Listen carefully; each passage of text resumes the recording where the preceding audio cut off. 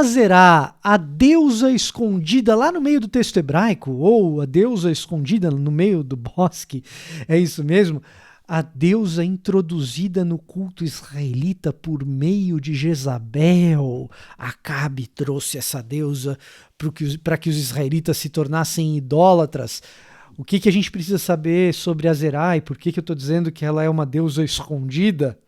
Você descobre hoje. Olá, eu sou o Victor Fontana, esse aqui é o meu canal, ele pode ser um pouco seu também, para isso basta que você se inscreva nesse canal, deixe seu like, seu comentário, ative as notificações, desse jeito você se torna parte desse pedaço de produção de conteúdo aqui na internet. E você que nos acompanha há mais tempo, eu faço o convite para que você se torne um membro, desfrute de conteúdos exclusivos, vídeos exclusivos inclusive, coisas que às vezes o YouTube não leva muito longe, mas que é muito interessante, aí eu deixo lá reservadinho para vocês no exclusivo, porque eu sei que é um tipo de conteúdo que o YouTube vai destruir o meu algoritmo se eu soltar público para todo mundo. Olha só a propaganda que eu estou fazendo, hein?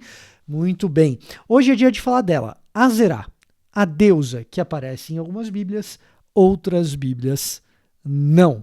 Por que ela é importante? Eu vou dar detalhes de quem ela é e para que você entenda melhor a história de Jezabel e a história de Acabe, que é a história que a gente vai começar a trabalhar nos nossos vídeos devocionais com a Bíblia 365. Então, a gente tem vídeos devocionais com a Bíblia 365 todos os dias aqui no canal e a gente está chegando em Acabe.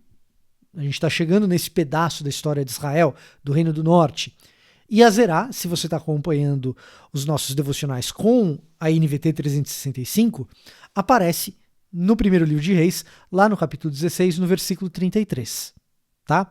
Agora, se você estiver acompanhando esses mesmos devocionais pela NVI, pela revista atualizada, pela revista corrigida, pela King James 611, esse termo Azerá não vai aparecer. Ele vai aparecer na NVT, ele vai aparecer na Nova Almeida atualizada. E então a gente vai tratar de quem é essa tal da Azerá, por que ela só aparece nessas publicações mais recentes, traduções bíblicas concluídas recentemente, por que isso acontece só nessas mais recentes, e eu quero com isso ilustrar o que eu venho falando no canal já faz tempo e tem gente que fica chateado comigo. Se você pode contar com informação de comentários mais recentes, de dicionários mais recentes e de traduções bíblicas mais recentes, é preferível. Ah, mas eu gosto tanto de Calvino. Calvino era excelente, ele só não tinha as mesmas informações que a gente tem hoje. Eu gosto tanto da King James. Sim, a King James é de 1611.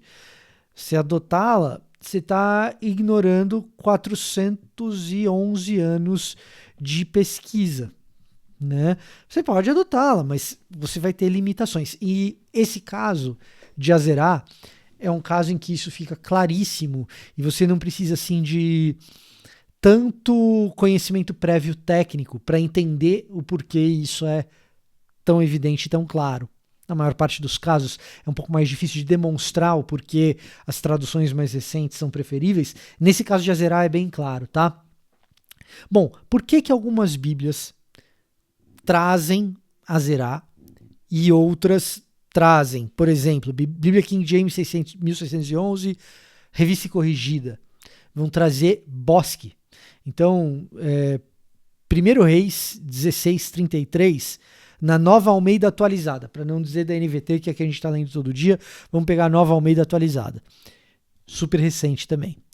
Acabe fez também um poste da deusa Azerá, de maneira que cometeu mais abominações para irritar o Senhor, Deus de Israel, do que todos os reis que vieram antes dele. Isso é a Nova Almeida atualizada. Vamos ver a Almeida Revista e Corrigida.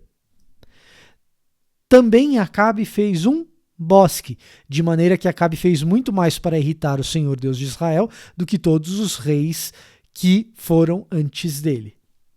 Então, a diferença é, fez um poste da deusa Azerá para fez um bosque. E você fala assim, não, peraí, uma coisa não tem nada a ver com a outra. De onde veio o bosque e de onde veio Azerá? Quando você vai ler o texto hebraico, você vai encontrar ali a palavra Ashrá. Basicamente essa é a palavra que está ali. O que Acabe construiu? O que ele fez? Ele fez um Ashrá. Ele fez Ashrá. Basicamente é isso que está lá no texto. E até bem pouco tempo atrás a gente não sabia muito bem o que fazer com essa palavra. Quando a gente não sabe o que fazer com uma palavra no hebraico, que opção a gente tem? Olhar ao longo da história como os tradutores ou comentaristas lidaram com esse termo, tá? Como que isso aconteceu ao longo da história. E aí a gente pega, no caso do texto hebraico, a gente tem o privilégio desse texto hebraico do Antigo Testamento ter sido traduzido na antiguidade para o grego, tá? Para o grego em especial. E na Septuaginta, se você não conhece a Septuaginta, tem vídeo aqui no canal explicando o que é a Septuaginta. Antes de Cristo, você tem uma tradução do Antigo Testamento para o grego, tá? Chama Septuaginta, você pode digitar Victor Fontana Septuaginta que você encontra o vídeo e você pode aprender melhor do que ela se trata. Mas nessa tradução do texto hebraico para o texto grego, Ashrá é traduzido para o grego ali na Septuaginta como alsos, que significa, entre outras coisas, bosque, tá?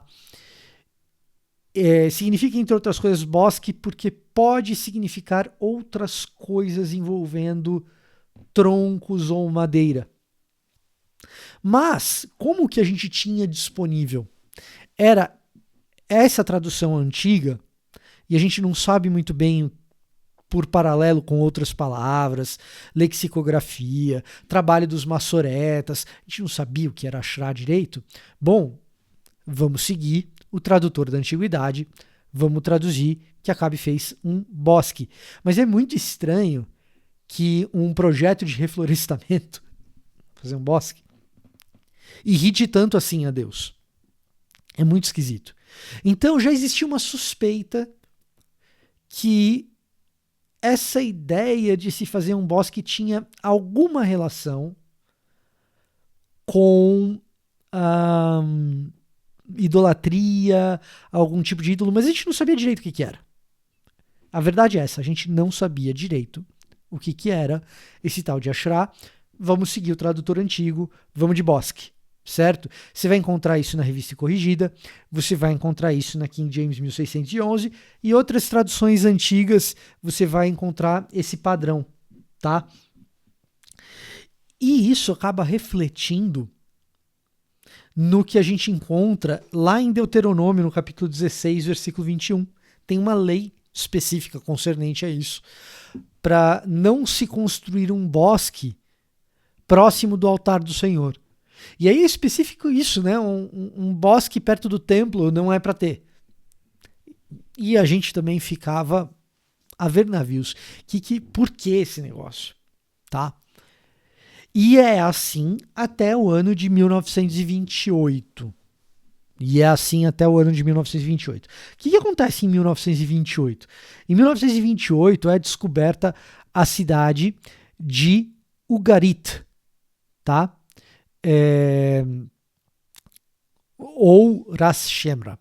Mas doravante Ugarit que é mais fácil de falar. E inclusive você já vai entender porque Ugarit fica mais fácil. Então, ao norte de Israel, você tem lá o que hoje seria o Estado de Israel, mas se você quiser voltar no tempo, lá em 1928 o Estado de Israel não estava constituído ainda. Você tem na bacia do Mediterrâneo, ao norte do que hoje seria Israel, ao norte do que seria o reino de Israel ali com Acabe, encontra-se uma ruína de uma cidade chamada Ugarit. E nessa ruína dessa cidade chamada Ugarit, encontra-se também uma série de textos em escrita cuneiforme. Lembra do colégio, quando você tinha aula de história, que a sua professora ensinava que na Suméria o pessoal começou a escrever em tabletes de argila com cunhas e por isso os talhos nas cunhas ganharam o nome de escrita cuneiforme? Então, Suméria na Mesopotâmia, a gente está falando da região entre os rios Tigre e o rio Eufrates, né? Entre os rios Tigre e Eufrates. Mesopotâmia no meio dos rios. Então a gente está falando dessa região onde a gente encontrava o quê? Escrita cuneiforme, dando testemunho da civilização suméria, posteriormente dos babilônicos e tudo mais. Muito legal ali na Mesopotâmia. Agora a gente está falando de tabletes de argila em escrita cuneiforme encontrados na bacia do Mediterrâneo, ao norte de Israel, lugar totalmente diferente, pedaço litorâneo de uma ruína de cidade em Ugarit, num outro idioma que aí fica sendo conhecido como ugarítico, tá? Que fica sendo conhecido como ugarítico. Então, em 1928 descobrem as ruínas e em 1929 começam a trabalhar com esses textos. Até trabalhar com esses textos, chegar à conclusão do que eles significam, da própria grafia, publicar tudo isso. Cara, é um trabalho de décadas. E é um trabalho de décadas que acaba sendo atrasado pela Segunda Guerra Mundial. Então, assim, demora. O que eu quero que você saiba é isso, demora. Mas, uma vez que isso se torna disponibilizado para a academia, para os estudiosos, colocarem à mão e entenderem do que aqueles textos se tratam, e aí a gente está falando já da década de 50, 60, sobretudo década de 70, começam a perceber que tem lá no ugarítico uma palavra que é idêntica ao hebraico Ashrá, Atirá, em ugarítico, referindo-se a uma deusa. E aí fazia sentido você imaginar que, pô, será que essa deusa do pessoal ali de Ugarit é uma deusa cananeia que está sendo introduzida em Israel junto com Baal?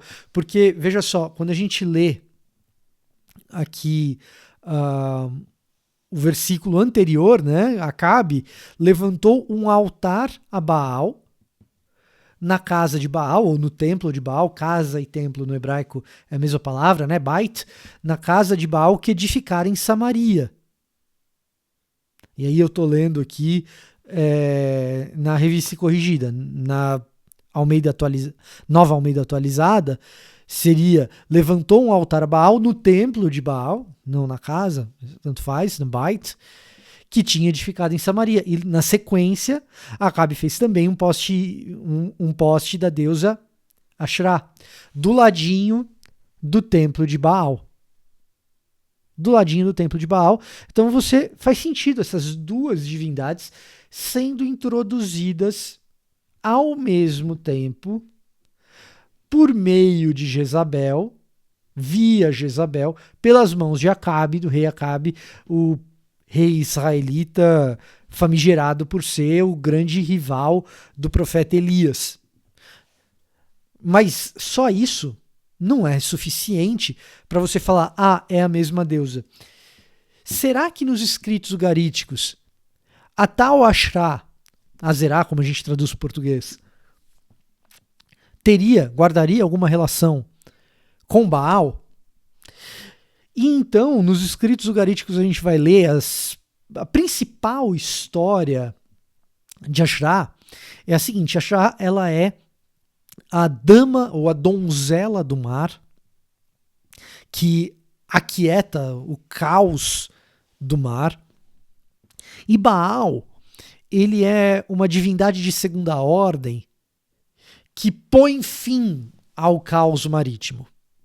Tá? Então você tem ali no mar monstros, o principal deles um dragão que Baal derrota. E então, Baal, tendo derrotado esse monstro do mar, ele vai até a divindade de primeira ordem, que é El, e pede a El o quê? Uma bait, uma casa, que Acabe está fazendo aqui. E El manda Baal passear. Você é o herói, mas você não tem nada que construir, nada para você, cara. Eu sou Deus de primeira ordem, criador dos deuses e tal. Criador dos deuses, ela numa relação bígama com duas deusas, Asherah e Arat. E aí você fala assim, não, mas espera aí, vamos lá. El é marido, ou engraçado uma divindade ser esposo, né, esposa, mas ela tem uma relação, aliás, nesses textos ugaríticos, uma relação bastante erotizada e explícita com essas duas deusas, Arat e Asherah. E a partir dessas relações, os outros deuses são criados, inclusive Baal. E então Baal ele se torna um herói entre os deuses e pede um templo, que El não concede. Então ele vai até o ouvido de Asherah e intercede, assim, pede a Asherah que interceda junto a El para ter lá a bait que ele quer, o templo que ele quer, ou a casa que ele quer.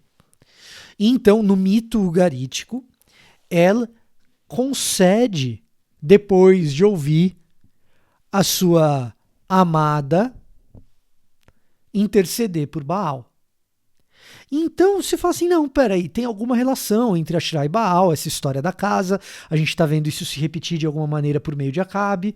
Acabe talvez esteja seguindo aí uma tradição ugarítica, as coisas estão começando a se encaixar.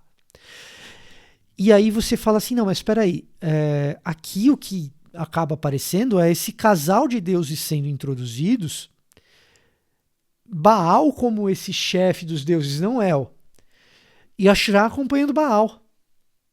Então tem uma diferença. Aí depois a gente encontra textos hititas que vão dar conta precisamente de Baal roubando a namoradinha de El. Roubando a namoradinha de El e ficando com Asherah só para ele. Num triângulo amoroso um tanto incestuoso também, que só se permite aos deuses, algo que na antiguidade oriental, na antiguidade, tinha lá o seu sentido, que para nós não é tanto. Aliás, um tema absolutamente propício para a Semana dos Namorados, já que no dia 12, no domingo, a gente tratou de outros temas aqui no canal. Mas a história, ela vai se tornando cada vez mais parecida.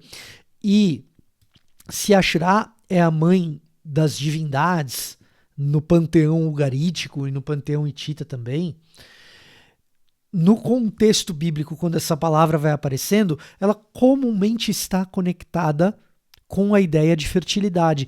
E aí, os estudiosos ali a partir da década de 70 começam a enxergar cada vez mais paralelos entre Asherah do texto ugarítico e o vocábulo Asherah que vai aparecendo no texto hebraico do Antigo Testamento.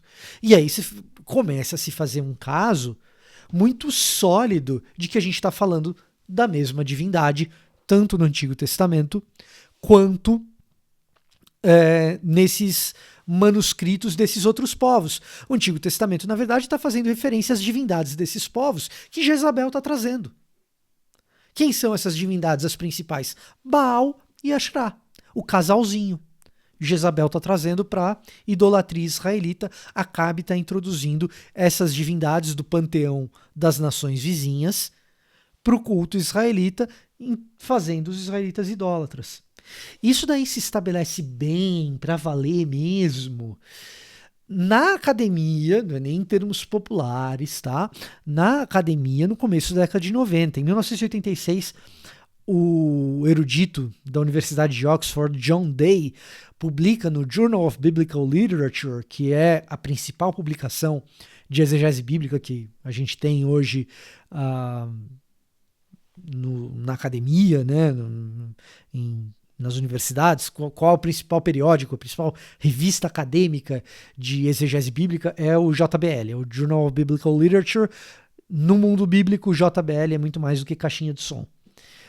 Então, em 1986, o John Day, da Universidade de Oxford, ele publica um compilado de características similares entre a Asherah do texto ugarítico e a Asherah do texto hebraico, e isso acaba se estabelecendo de maneira consensual a partir da década de 90. Até isso chegar nas traduções bíblicas, o que está acontecendo?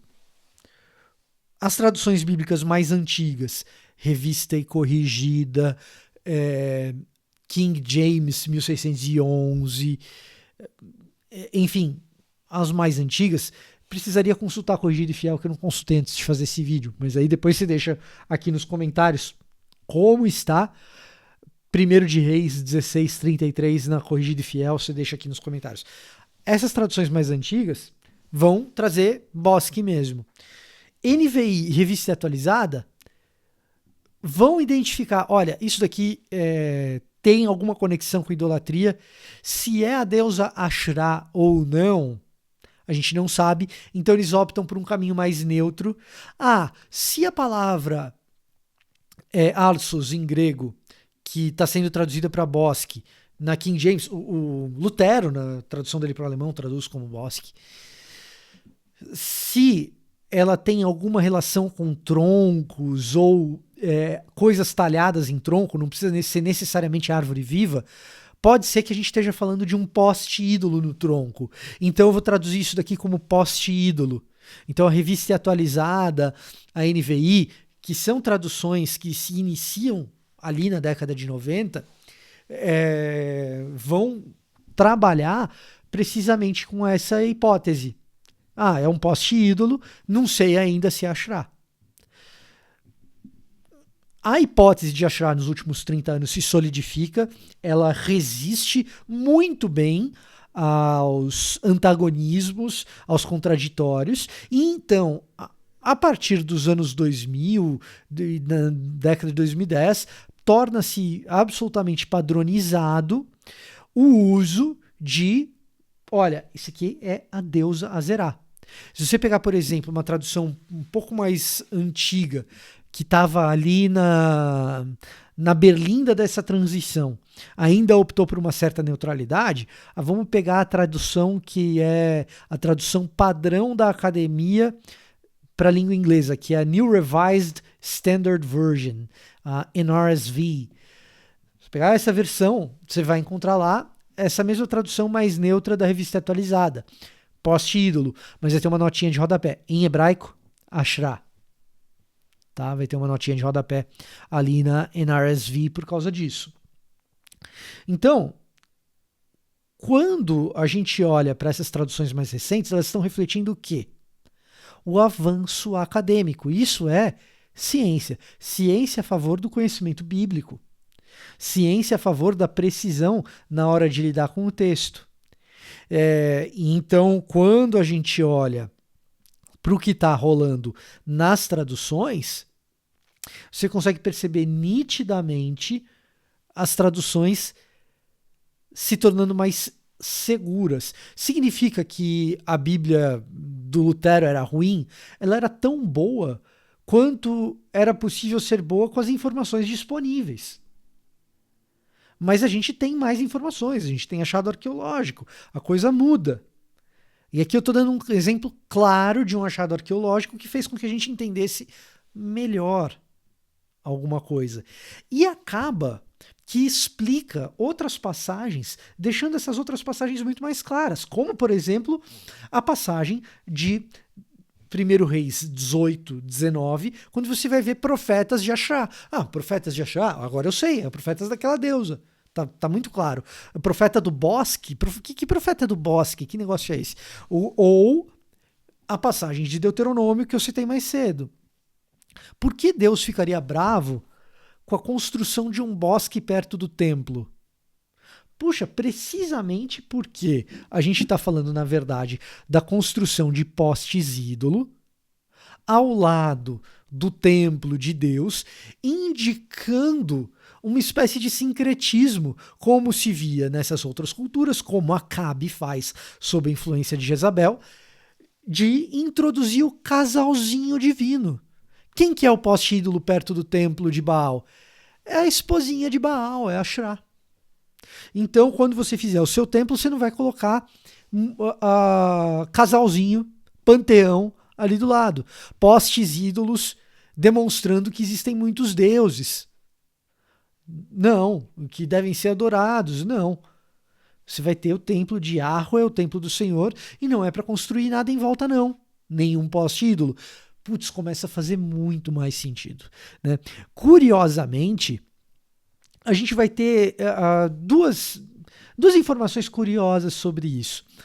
O testemunho de postes ídolo ali, ele parece dar conta de que na altura da Septuaginta, da tradução do texto hebraico para o texto grego ali, algumas centenas de anos antes de Cristo, né?